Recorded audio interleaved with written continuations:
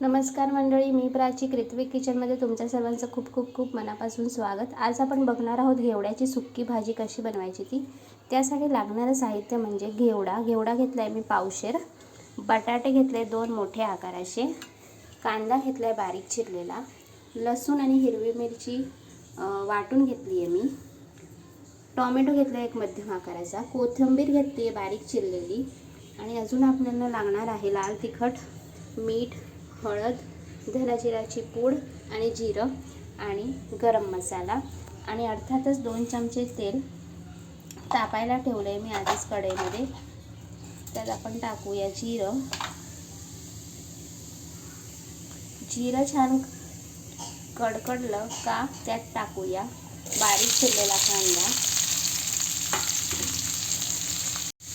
कांद्याला छान सोनेरी रंग येईपर्यंत परतून घ्यायचा आहे। तुम्ही बघू शकता ह्या ठिकाणी छान असा सोनेरी रंग आला आहे कांद्याला। आता आपण कांदा साईडला करूया आणि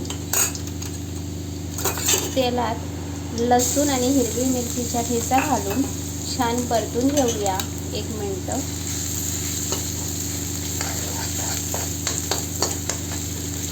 आणि ह्यातच आपण घालूया चवीनुसार मीठ, पाव चमचा हळद, 2 चमचे धना जिराची पूड आणि छान मिक्स करून घेऊया। आणि यात घालूया एक मध्यम आकाराचा चिरलेला टोमॅटो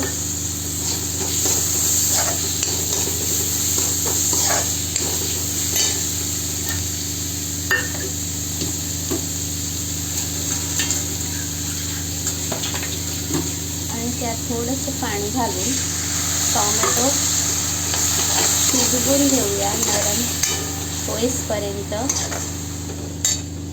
टोमॅटो छान शिजवून झाला आहे। आता ह्यात आपण घालतोय घेवडा मी स्वच्छ धुवून घेतला आहे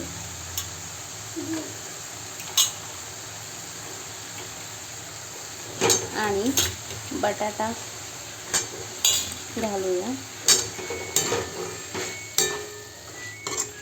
आणि छान मिक्स करून घेऊ।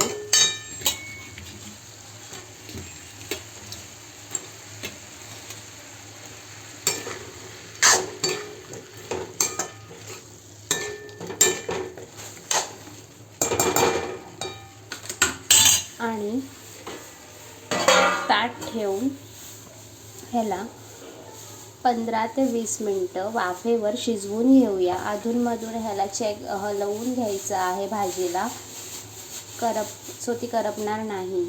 आणि आता 15 ते 20 मिनिटं ह्याला शिजवून देऊया। ह्या ठिकाणी 15 ते 20 मिनिटं झालेली आहे। आपण चेक करूया भाजी शिजली आहे का नाही।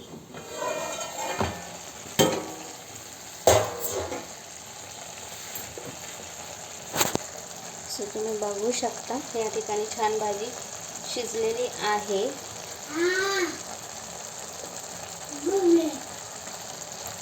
तर यात आपण घालतोय चिकन मसाला 1 चमचाभर, 2 चमचे लाल तिखट आणि छान मिक्स करून घेऊया।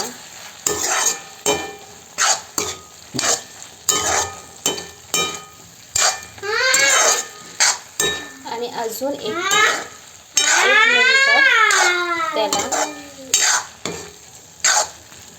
लाल तिखट आणि चिकन मसाला 1 मिनिटभर मुरून देऊया भाजीमध्ये। अजून एक मिनिट ताट ठेवूया कढईवर। आपण 1 मिनिटभर ताट ठेवून भाजी शिजवून घेतली आहे। आता ह्यात घालूया बारीक चिरलेली कोथिंबीर आणि छान मिक्स करून घेऊया।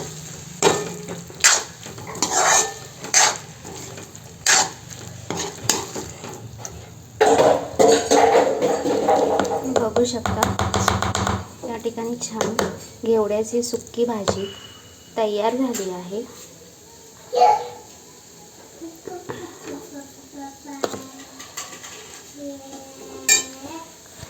तुम्ही ही रेसिपी नक्की ट्राय करा। रेसिपी आवडल्यास लाईक, शेअर आणि सबस्क्राईब करायचे विसरू नका आणि बेल आयकॉनवरही क्लिक करायचे विसरू नका. धन्यवाद.